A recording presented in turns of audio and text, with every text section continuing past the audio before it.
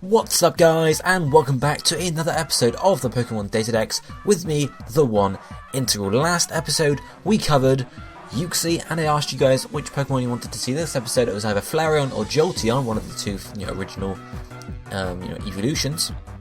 And Jolteon won out in the end, so that's who we're going to be covering today. But of course we have to vote for next week's Pokemon first. So we have the choice of Skarmory or Malamar. Skarmory, the Gen 2 Steel Flying type, or Malamar, the Generation 6 Psychic Dark type, if I remember correctly. So the squid or the bird. I don't really know what Skarmory is, but vote down below guys. Just comment Skarmory or Malamar, and the one with the most votes will be covered in the next episode. But for now, let's get on with it and start looking at Jolteon. So Jolteon, it is the lightning Pokemon and a pure electric type, and it's number 135 in the National Pokédex. It stands at 2 foot 7 inches tall, or 0.8 meters tall, and weighs 54 pounds or 24.5 kilograms. So it's a fairly small and a fairly light Pokemon, much like a dog, I guess. Or depends on what type of dog, but you guys get the idea. Egg groups instantly field, breeding group, and like all members of the Eevee family, it is more commonly male than female, standing at 87.5% male or 12.5% female, and this is the reason Eevee is so rare, because there's a lot more males and hardly any females to actually carry on the breeding line. Evolution wise, you can see here that Eevee evolves into Jolteon using a Thunderstone. Yeah, that's pretty much it. At any level, use your Eevee, Thunderstone it into Jolteon, all easy and good there. Looking at Jolteon's base stats, you can see health points are 65 and so is attack, defense is only 60, the special attack is 110, special defense is 95, and its speed is the highest stat it has at 130. So Jolteon is a very fast and very high special attacking Pokemon, but its defenses are very low, as are its health points, so you have to be careful. It's basically the definition of a glass cannon. Ability wise, for Jolteon, its basic ability is Volt Absorb, which means it restores health points if it hit by an electric type move, which is pretty decent, you're not going to complain there. And its hidden ability is Quick Feet, which boosts the speed stat if the Pokemon has a status condition. So if it's burned, it's going to move faster. If it's poisoned, it's going to move faster, etc, etc, etc. If it's paralyzed, I'm pretty sure it just cancels out the effect. Volt Absorb is a pretty good move. Obviously not too many people are actually going to attack Jolteon with an electric type move because it resists it. And of course, most people know it's got Volt Absorb, but if you can switch in at the right time, you can always get yourself a nice lucky Volt Absorb, proc off. If we move on and look at its typing, as I mentioned, it's a pure electric type, which isn't an amazing type, but it's decent. It resists 3 other types, which are flying, steel, and electric. As I mentioned just then, electric is resistive to an electric type move, and it's only weak to 1 type, which is the ground type, obviously, and it's takes neutral from all of the other types. So really, it's a good type. It's not an amazing type. It's not going to be extremely defensive, but you have less weaknesses than resistances, so that's always a good thing. However, taking neutral from all of these moves is never a good thing, so you are going to take damage, more often than not, basically. So what moves can Jolteon use effectively in competitive battling? Well, the first one is Baton Pass, and this is learned at level 33 as an Eevee. So if you really want to use Baton Pass, you're going to have to level your Eevee up all the way to level 33 at least, and then use your Thunderstone to evolve it. If you evolve your Jolteon before this level, you will not be able to get Baton Pass, so be sure to watch that out. Then some TMs that Jolteon can make good use of. TM10 Hidden Power, it's an alternative special type move. There can be varying types in terms of what type Jolteon might want to use. If you look at its single weakness rather, it's ground, so you could use grass, ice, water. All 3 of those are all good. Or of course you could look to combo with something else. So you resist steel, so you can also say, okay, I'm going to use, well, not fire, because you guys get the idea there. You got to look at basically the way you do it is if you've got a team of Pokemon. You look, okay, so I've got good coverage against these types, but this one's a bit patchy. I know we can throw Hidden Power in there just to sort of even it up. That's basically the good way to use Hidden Power. Then they have TM24 Thunderbolt, which is basically Jolteon's main attacking move with its high special attack stat. Thunderbolt is going to do decent damage to any opponent, of course, unless they have Volt Absorb or they are a ground type. Then we have another electric type move here, TM72 Volt Switch, which is similar to Thunderbolt, slightly less damage, but it works in the same way as U-turn, allowing you to switch out and, basically not take damage on your, depending on what it's used. You get damage out, whereas usually you would just switch that anyway, basically. Then we have TM90 Substitute, which is a bit of a weird one, but we combo it with our next move, which is an egg move, and that is Wish. So if you substitute, then you can wish behind it, and you get full health with a substitute, and you guys get the idea there. Finally, our last move is a tutor move from Auras, and that move is Signal Beam. Again, another different type of move. Basically, it's bug type, it's a special attacking move. Why would you want to use it? Well, looking at our main tank, we have Thunderbolt. This has got some good coverage good coverage. Obviously, ground resists it, but ground is immune to it rather. Grass also resists it as well, so you're not going to get too much damage off there. So this bug to move Signal Beam actually helps pick it up a bit there, being super effective. But those are Jolteon's moves it can use. There are more, but these are the ones I'm focusing on for these sets we're looking at. And these sets are, well, the first one is going to be basically your basic Jolteon set, do a bit of damage, but it's also used for a bit of utility, and the second one is pretty much full damage based. So the moveset for the first set is going to be Thunderbolt, Substitute, Bat and Pass, and then Wish or Hidden Power. The ability here is going to be Volt Absorb, Nature is going to be Timid, and the held item is going to be Leftovers. EV is going to put maximum special attack, 176 in speed, and 80 in health points. So what's this set want to do? Well, we have Thunderbolt there as our main attacking move. Not much more needs to be said about that because it's just the move we use to do damage with.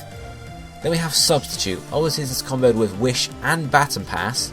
The best way to do this would be to switch in, set up your Substitute. Maybe they're going to switch out because maybe they're a water type, for example. Set up your Substitute, you're going to lose a bit of health. You can then Wish. Obviously you can do it in a different order, possibly best to, well no, you go Substitute, Wish, then you can Bat and Pass the next turn into your next Pokemon. That Pokemon is going to have a Substitute, and Wish is going to come down and heal them up. Obviously you might not necessarily need the Wish, but the Wish could be helpful either way. You could run Hidden Power instead of Wish if you're just looking to substitute and Bat and Pass to a Pokemon rather than trying to work as a healer as well. But Wish is always a nice one to think about having. It really depends if you want to have Jolteon being a damage dealer or as a sort of utility setup. Obviously if you haven't got as much damage on the team, you might want to run Hidden Power in case you run into a ground type, which Thunderbolt is not going to do any damage against at all. So really it's up to you there. It depends on the situation you're in with your team. We're using Volt Absorb here because obviously it's not that beneficial to get Status Affliction anyway. If it's Paralysis, I mean even if Jolteon can be paralysed, it's not going to do anything with Quick Feet. Poison is going to kill you eventually, which obviously isn't good for a substituter. Neither is Burn, and obviously Sleep you're not going to be able to do anything anyway, so you guys get the idea there. It's not a great ability to use for Jolteon, so we're using Volt Absorb here. Nature here is Timid. This is going to increase our speed as much as possible because obviously we want to go first for most turns. We want to get our substitute up first. Even though they would kill it, but obviously if it's going to kill us anyway, we sort of want to not die. Bat and Pass, obviously you sort of want to get done at the start of the turn as well, because if you do it done at the end of the turn, maybe they can take out your substitute before you even switch out. So it depends on the situation, but it's usually helpful there. Held item is a Leftovers, so behind the substitute, this Leftovers can just sort of slowly restore our health points as well. If we had a different sort of item, I don't know whatever item you have, but it wouldn't be as good because once you lose some health, unless of course you can wish it back, you are eventually going to die. So Leftovers is probably the best for the situation. EVs, we're putting maximum special attack just so we can actually get some damage done when we use a Thunderbolt or a Hidden Power. Not that we're doing it too often, but we can get some decent damage down. You could put maximum speed instead if you really wanted to be that fast, but you don't really need it because Jolteon's fast enough anyway. It's 130 base speed. So, you don't need to put maximum speed, and we're putting 80 in health points just to bulk our health points up a bit more so we don't get taken down in 1 or 2 shots if our substitute is not there to take care of us, because that could well happen. How would you use the set? Well, I sort of described it already, but you'd go in, you want to substitute. If you have a Pokemon you want to switch to with the sub and also heal them up, you can wish, then switch the next turn. Or if you just want to get a sub up on them, you can switch in, hopefully on a Pokemon that's going to have to be force switched out. For example, if you went in on a Pelipper, obviously Pelipper's not going to want to stay around against Jolteon, so they're likely to switch out. So you can switch in, substitute on the first turn, then you can Bat and Pass out on the second turn to whatever Pokemon you want, and hopefully it will work out that way for you. That's basically how you do it. If you get stuck in a situation where you can't really bat and pass, or your substitute's not lasting too long, it might just be best to go for some attacking moves and see what you can do. So that's where Thunderbolt or Hidden Power would come into play, and of course you can use Wish as well by substituting, then wishing, then bat and passing. It assumes your substitute can survive one turn. If not, it's probably not going to work out too well for you, so it's only a situational based extra thing for you. The second set here, as I mentioned, is pretty much your full attacking set. You're just going to go crazy with this. The moves are going to be Thunderbolt, Signal Beam, Hidden Power and Volt Switch. Ability again is going to be Volt Absorb. Nature is going to be Timid. Held item is this time going to be a Life Orb or Choice Specs. And then if it EVs, we're going to have maximum special attack, maximum speed, and putting the rest in special defense. So, we've got our 4 attacking moves here: Electric, Bug, Hidden Power, you probably want Grass or Water, or even Ice for a bit more coverage, and obviously Volt Switch is the final one, just in case we want to switch out and do some damage at the same time. Volt Absorb we're using because, as I mentioned, Quick Feet isn't that good. Timid because speed is our ally basically, so if we're the fastest we can go, then that's always a good thing. Life Orb with Choice Specs is up to you at this point. Life Orb means you are eventually going to die, however Choice Specs means you're locked into a move, so it forces you to switch out before you can do anything else. Of course, it's alright if you go in and you can just spam Thunderbolts, however obviously if they switch to a ground type Pokemon or something along those lines, it's not going to go too well for you, so you want to sort of think about that and figure out what your team needs. They both have similar effects, just one drains your health points and one sort of locks you into move. It's whether a case of you want to go in and then just attack until your life gets slowly drained, or if you want to go in, get some 1 or 2 powerful attacks off, switch out and come back in later on. It really depends how you're going to use Jolteon on your team. EV wise, we've got maximum special attack and speed because we want to go really fast and do a lot of damage. And the rest in special defense just because that's our highest defensive stat, so we may as well bulk that up a bit because we're not going to take physical moves very easily anyway, so we may as well survive more special moves on average than trying to level up our defense to a similar level of special defense and then not surviving a move anyway. How would you use this set? Well, depending on the item you're using, you want to go in, do some attacks, see how it goes. Be conservative, obviously, especially if you're using the Choice Specs. Don't say, I'm locked into a move, I might as well keep spamming it. You don't need to do that. You can always switch out and keep Jolteon around later on for when obviously Choice Specs is going to be more useful to you. But that's really Jolteon in a nutshell, guys, and that's going to be it for this episode of the Pokemon DataDex. As I mentioned at the start, be sure to vote for next week's Pokemon, either Skarmory or Malamar. Let me know by commenting the respective Pokemon down below in the comments section. But for now, if you enjoyed the video, hit the like button, that'd be very appreciated, and I'll be seeing you next time. Thank you for watching.